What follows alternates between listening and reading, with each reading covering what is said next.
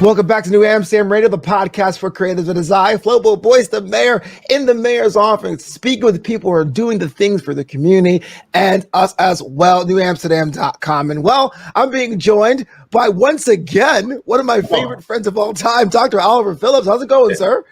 Very good. I'm excited to be back with you. It has been probably about 2 months, but it has been great. And, it has the online course has been going great, and so we are doing a great job, and I'm enjoying the great weather in Texas, man. Still waiting to get my Texas boots, but it's 38 degrees here in Los Angeles right now. But as always, Dr. Phillips, this time being joined with a brother in educational arms, can I say it, Dr. Sherwin Ramey. How's it going, sir? It's great, and I count it a privilege to be a part of this broadcast. I'm looking forward to the conversation that we are going to have. And I love your work, so it really is an awesome opportunity to be a part of this broadcast today. We also have the connection. I'm West Indian American, and you guys are West Indian as well. I love the fact that we can talk about the diaspora.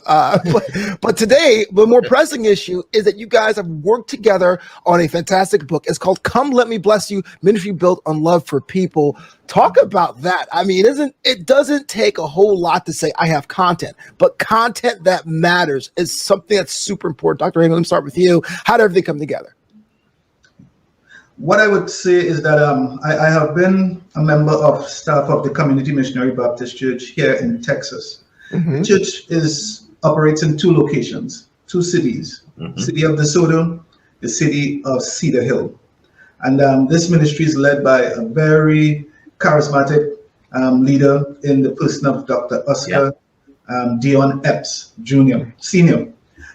We found ourselves what I would call at a very, very intriguing and interesting point in the history of the church. And I really am grateful that I had the opportunity to come on staff when I did. And I got to see firsthand how this church has grown over close to 3 decades. The church now boasts somewhere in the vicinity of about 3,500 active members, multi-million-dollar budget. But what I was very impressed by is the way the church was impacting community here and communities abroad. And when Dr. Phillips came on staff, we believed it was time for us to chronicle this into a book format. Oh, that's great. I mean, Dr. Phillips, same question for you. I mean, the idea of making this book happen, it's a story that needed to be told. When did we decide to make this to print the page? Yeah, and one of the things as you get through the book, you would find that I juxtapose two ideas, and one is the history of the pastor and the congregation, and the history of the Black church in America. It is an intriguing history, and as you put those two things together, I got on staff in July of this year, and I was just fascinated by this young man. I call him a young man because he's 55 years old. and the thing is, he can preach, he can sing, and he can love on people. And I look at him in the pulpit, and every now and then I would hear, "Come, let me bless you." And whenever you hear that, you knew he was getting ready to mess with you. You knew he was getting ready to bring in some thought, some grand idea, some thought. But the guy is a genius in terms of churchmanship and in terms of leadership, as Dr. Ramey will talk about. But I just felt that this was a story that had to be told. Right. The story of a Black man in a suburban community bringing about what God had led him to do. And so I just it was a story waiting to be told. And I'm just glad that I collaborated with Dr. Ramey, and I told him about it, and he said, "Man, that's a great idea." So he is responsible for everything. I can't wait to talk about the legacy of Dr. Epps, but I have a question for you, Dr. Phillips. The idea, though, you just mentioned, you juxtapose this story, this ministry here in Texas, with the entire history of the Black church. What was the reason behind that, to have those two parallels happening in this book? Mainly because the Black church the Black sacred cosmos could be identified as the activist arm of the civil rights movement.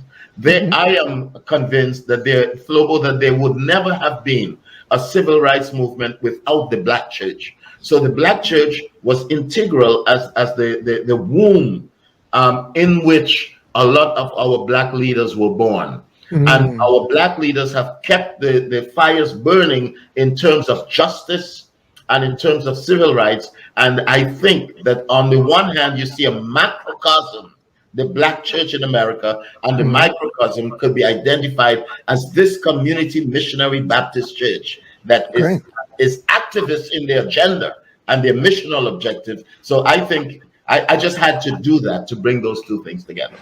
In my experience, I thought it was pretty great because someone who may not know Dr. Epps' story, which we'll get to in just a second, I thought it was kind of cool. You gave me an on-ramp, right? Like I'm black, I go to church. Let's see how that works for me. And I was into that world. That's so right. Like that. That's right. Yeah. Dr. Ramey, Pastor Epps has seen and done a lot. We talked about his story. It's chronicled in the book. What was the thing that drew you specifically? Was there a particular moment for you? Was it just kind of you looking back and going, "Wow, he climbed the highest mountain"? What made you go that the book is the best way to go about talking and sharing his legacy?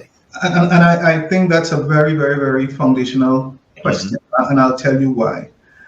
When I first came to community, I searched for a place where I believe I could go and have what I would call healthy worship. And that was basically it. I was working in the corporate environment at the time, and so I got there and realized that when this man would preach, he was more pragmatic, very practical, and he had a genuine concern for what I would call matters of social injustice. That got my attention because I have been an activist for a number of years. And so I said, you know what, I think I could be here. One thing led to another, and I left the corporate job and I came on staff. Wow. And what really continued to grasp my attention and still does today is the impact he has had on the communities. The demographics here are very interesting because we are in what you will call the suburbs. People drive in to come to these churches, especially the church that is in Cedar Hill. But he has been able to impact the communities wider out of where the church is, and that got my attention. The pandemic really showed how very concerned he was for the plight that many people were suffering with. And that really is still who he is. He has a genuine love for people that I have not seen, and I have been around the church for most of my life from a pastoral perspective. And he doesn't talk about it much, but he does it. He does it. And so we are a church that is located in the suburbs, but we are a church that is impacting the inner city system. Also, I was very impressed with what he has been able to do in terms of his influence in the political environment. He's not silent on anything that impacts, whether positively or negatively, on the livelihood of people. And that really has been what I would call a very strong trait that he continues to display up to this day. It is who he is.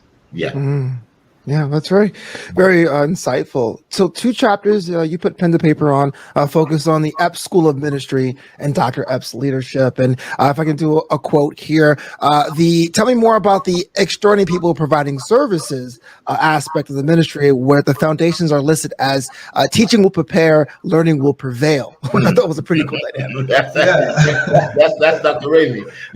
Well, what happened is that I have been in education, served administratively at college level for many years, have been in as faculty, tenured faculty. And when I came here, we had a good educational program, but one of the things that we realized is that we wanted a program that would be more robust and more pointed. And so we sat and we discussed what can we do now that will establish a program that would not just be addressing Bible-based teaching. We want people to be more holistic in their worldview. We want people to understand that there's a psychology in the way we do things. There's a social side in the way we do things. We wanted a holistic push. And so coming out of that, the whole idea of extraordinary people comes out of the thought that when you come to our church, you see extraordinary people is part of the conversation. Where God uses ordinary people to do extraordinary things. And so for us, I looked at the acronyms for his name, I believe that we should have caused everything that we do to be built on his legacy. And so he was not, I had to convince him because he did not want to be placed out there like that. Yeah. But I said, if we start educating our people, we want the education to bring them from ordinary to extraordinary. And whatever we do, because he's a service-oriented person, we want the ministry educational push to cause persons to provide services. So it's other-centered. And that's the whole idea of the name. I also believe strongly that if you we got to properly dichotomize qualification and education. Because people push for the qualification, but qualification is not really what we wanted to push for. We want people to, the qualification must be informed by how it lives out from an educational standpoint. Right. So the whole idea of what education will do and how it fleshes out is what caused us to use and pen those words. And that is where we are at. We are seeing how impactful this is. School is not just operating here in the United States. By virtue of these mediums, the school is now in India, Kenya, throughout South America, the Caribbean. And that was not what we thought would have happened when we started. Short space of time, we have pushed into places that we know God had to be opening those doors for us. Yeah. Dr. Phillips, we talked about this the last time we were on the Amsterdam Radio about the changing nature of education. As this educational thing has grown, what have you seen change post-pandemic? Just tastes of people looking and acquiring information and knowledge. What's that been like for you? Oh, that's for me? Yeah. I think what we have seen is that the pandemic has accelerated certain initiatives that the church had taken before. Not just this congregation, but many congregations.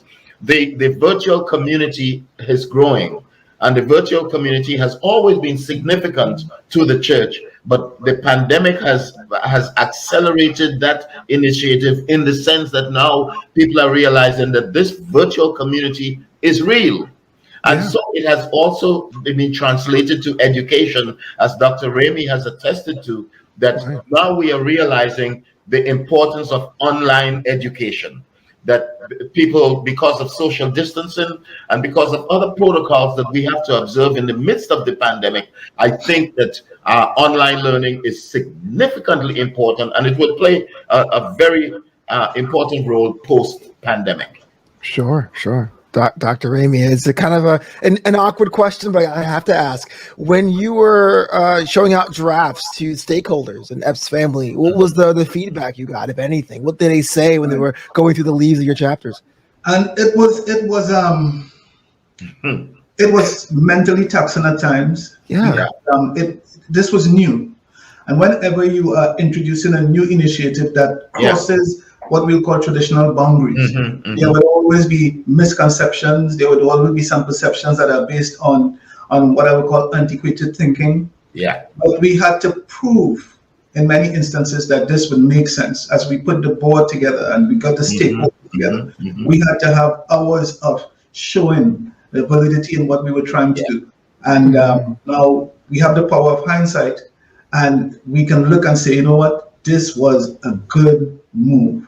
But the process is not always easy, but I always, embrace the thought that nothing meaningful in life comes easy, and you got to push to make some things happen.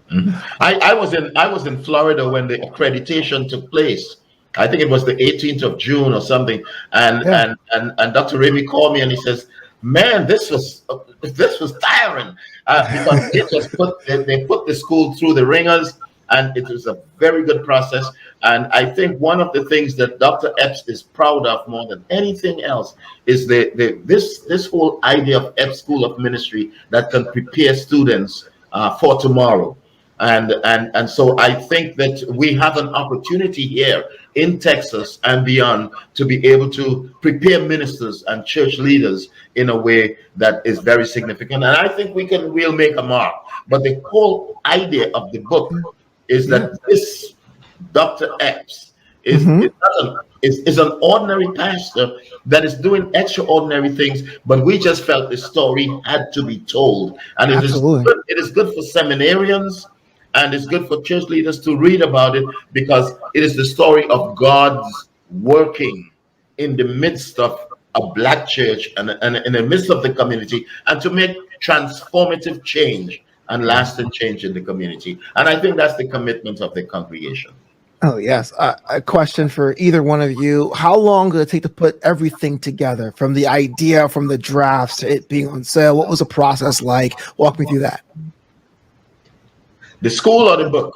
The book, sir. Ah, okay. Well, the book, the whole idea for the book was that there was a story to be told.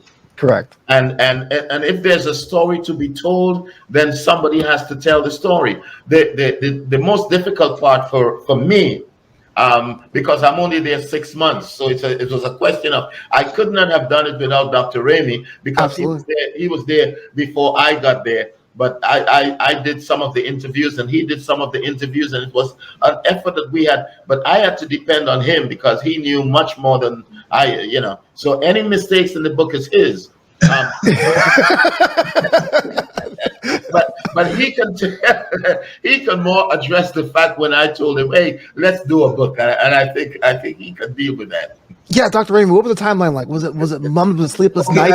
I think it probably took us about 4 months. Yeah. To put it together, to find our draft. The interview process, it would not always flow smoothly, because you had to have scheduling and all of that. Yeah. However, in terms of the content, I basically knew what we needed to have in the book, because I saw it in my day-to-day interaction with our pastor. Yeah. What made it easy in terms of the timeline is that our pastor is easily accessible. He has a lot going on, but for his staff, he will make the time. And when you get him, you have to get as much out of him at that moment, because he is very, very, very engaged in so many other things. I think with Dr. Phillips coming in, he was able to easily integrate himself into how the staff functions, the structure that our pastor has. And so for him meeting with people, doing the interviews and stuff, that it took some time, but it took us probably about 4 months. From beginning to where we are at now to get this. And I was totally amazed by the fact, Flo, that almost to a person, when I would always ask people, now give me one word that really defines the guy. Okay, yeah. That's and across the board, it was just this love for people. This guy doesn't ask the second question. Yeah. He hears the first, and his thing is, if you are in need, if you come to him, he is going to make sure that he listens and he acts right away. He does not need a second opinion. He just says, this is the right thing to do. Let's do it. I'm not the most best on the path, but I always look to the story of Enoch, how he just wanted to listen. He wanted to walk and listen, to talk about, think about what his family could do, what he could do better as a person. So I always love that as well. Just another question about the leadership of Dr. Epps. Dr. Ramey, this one's for you. I know we could talk about the legacy of the man, but those who may not be familiar with Dr. Epps, is there something in particular about his leadership style that we can always attest to or try really hard, not to emulate, but to put that for our own toolkits while we go on and manage other people and other projects? Yeah. Well, what I would say is that what I'm about to say, it's difficult for me to see someone trying to duplicate the way he does what he does. That's right. It's a paradigm based on love. And that is not always easy to do, because there's a cost to it. But he is willing, he has paid some prices, still is, but he still does it because it's intrinsic in who he is. And so the whole idea of a love leadership paradigm is one that says people before self. And that is what I've seen with him. So the ministries are built on people. We have a feeding program that we have been doing just before the pandemic. We were getting some funding, the money dried up. And I never forget him saying, we have to feed the people. We have this meeting with staff, and so the person who coordinates it says, well, Pastor, the money is not coming from the government anymore. He says, well, we don't need their money to feed people. Let's find out. We have never stopped. We do this all the time. We have thousands of people coming through all the time. And what he believes is that if you cannot outgive God, so let's just take care of the people. That's right. In terms of the day-to-day operations with us as staff, he has very high expectations. Because for himself, he also has high expectations. So he takes care of his staff. And that is because of this whole love paradigm. He takes care of us financially and otherwise. He is there for us.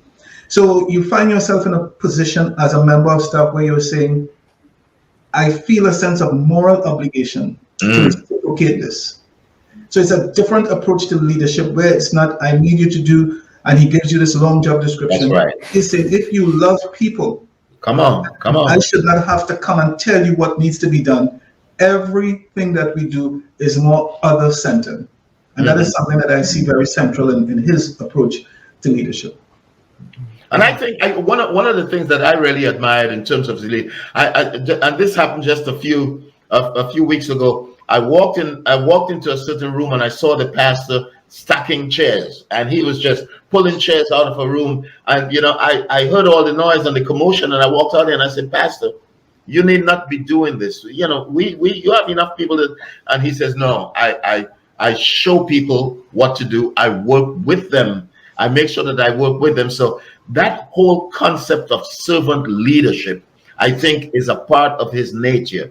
In other words, leaders serve, and leaders are not to be served. And I think that characterizes the type of person. And of course, all through the book, and of course, let me just mention, the book is available on Amazon right now, $14.95, 154 pages, and it's available both in Kindle and in softcover. And of course, this Sunday after church, the book is going to be available. And it's a nice cover, and the pastor looks good on the cover. Is that a guarantee? Oh, there's a cover right there. If you can hold that up, Dr. Ramey, just real quick. There it is. Come, Let Me Bless You. Available now on Amazon. That was smooth, Dr. Phillips. Well, just shifting gears a bit, you have a bit of a treat included. It's a poem, also called Let Me Bless You by Reverend Catherine Smith. I'm reading an excerpt here for those who haven't read it already. It goes, sometimes so rough the pilgrimage, the burden's heavy weight, but it's only temporary until I reach that heavenly gate. I think that works lockstep with serving in your community. It's pretty cool, the fact that this poem encapsulates everything. Decision to include this one in the book. This is for whoever decided. Dr. Phillips, Dr. Ramey? Decision to put the Reverend Catherine is such she's such a great person, and she does everything. And Dr. Ramey can best talk to her because she works with him much more closely. Yeah, well, she's my logistics and IT support person for the school, but she's also a very good writer. And so when we were talking about putting the book together, she has written several poems and stuff like that. She is able to compose and articulate on the spot. Yeah. It doesn't take her long. If I said I need something done in any area, but when it comes to this whole area of poetry, I believe she's gifted. And so when Dr. Phillips says, I need for you to write this, I think within 24 hours she had it done. That's right. And there was no need to make changes with it. She had it done. And she has been a member of the church. I met her when I got here. She came out of corporate. She was a big executive at Chase Bank. And she came into the church and she came to serve. And so she is brilliant, sharp mind. And when she put these words together and I read it, I said, well, there's nothing left for us to say, That's right. That's right. She has a feel. She knows the pastor well. So she when she wrote this, there was nothing about this that was short of a genuine gratitude type expression of who he is as a person. Yeah. What I thought was interesting, as someone who's maybe not familiar with the ministry of Dr. Epps, the book does read like a community project. There is some history. There are some things that are happening now and looking forward to the future, and having a poem there. It's almost like a variety show. You can see the different part of that patchwork. So I enjoyed it thoroughly. I thought it was pretty amazing that you decided to put that in the top of the book. It was pretty nice. Dr. Phillips, one more question for you. Yeah. Now, I know we talk about building legacies, but is there works for a sequel? Are you going to start nudging people to have another round of interviews for part 2? I tell you what. I'll tell you what is most exciting. The most exciting part of the book was, to me, was the whole idea of mentorship. What Dr. Epps has done with this young man is chapter 6 in the book. This Austin, Jeremiah Austin, a young man who is 21 years old, and I sat down to interview him because his father is deceased. And Dr. Epps has taken that guy. He told me, he says, my first paycheck from this church, I was 13 years old when I got a paycheck from this church. And Dr. Epps has mentored this young man. So that was exciting to me, the way Dr. Epps has taken that role. And I articulated some of the philosophies of mentorship. So I think my next book might be this whole idea of mentorship. And there's something that's burning on the inside. And that's a book about not Howard Thurman, but there's a guy that took the place that was there before Martin Luther. In that church. I'm going to write a little about him. So that's my next book. Yeah, I love it. And Dr. Ramey, final question for you. The people are going to read this book, Come Let Me Bless You, Ministry Built on Love for People. And it might be a little bit more adoration for Dr. Epps and what he's working on. What's the best way to connect with them or that ministry, or if they want to help out, even though they may be outside of Texas? How do they go about doing that? That's great. That's good. Thank you for giving us the opportunity to even share this on this platform. People can go to communitymbc.org. That's the church's website. And we are also on Facebook and YouTube. You just put in Community MBC on YouTube or My Community MBC on Facebook, and all the information will, of course, is generated. A person can also go on the church's website and purchase the book. The book is there. So the book is there for purchase. But we have a huge online following. We have also an online membership that is growing exponentially, and so that's a good medium for people to connect. We have a program on Monday night called Strike Back that also gives people the opportunity to connect with us. Good. Come Let Me Bless You, Ministry Built on Love for People, available now on Amazon and online. Make sure you do read a copy and let these authors know what you feel. Dr. Phillips, Dr. Ramey, such a pleasure being on New Sam Radio, the podcast for creative thinkers and doers. Any final words before we get out of here today? I just want to thank you for the opportunity, man. I'm loving how you put your broadcast together. As I said to you off air, you got the radio voice. I was talking to Dr. Phillips, and there are a couple of projects that we have, and I would hope that we'll get an opportunity to come back and be a part of what you're doing. I really pray that God will bless what you're doing, and this will grow way beyond your wildest dreams. Thank you, sir. Appreciate you. It was really a joy. So just look forward. Make sure you get a copy of the book. It's a great book. Give somebody a gift for Christmas, and look forward for the next book that's going to be coming out. It's a book on Vernon Johns, the predecessor to Dr. Martin Luther King at that church. So, hey, it's a joy, Flobo. Enjoy your Christmas. Thank you. Merry Christmas, Happy Holidays, and Happy New Year. Yes. Thank you. Take care. Well, I'm so glad you had a chance to join us for that podcast.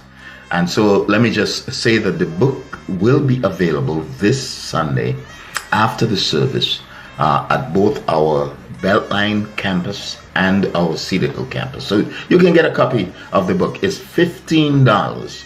It's the signed copy, autographed by both Dr. Ramey and myself. You can get that book on campus at $15, or you can go to Amazon, and the book is on there for $14.95. And the book is also available through the church website, communitymbc.org. If you go to that website, you can also purchase the book. But hey, please get a copy of this book. This is a tremendous asset to your library. And in terms of leadership development, I think you will find it to be a tremendous book. So get a copy of that book. Come Let Me Bless You, a ministry built on the love for people. God bless you.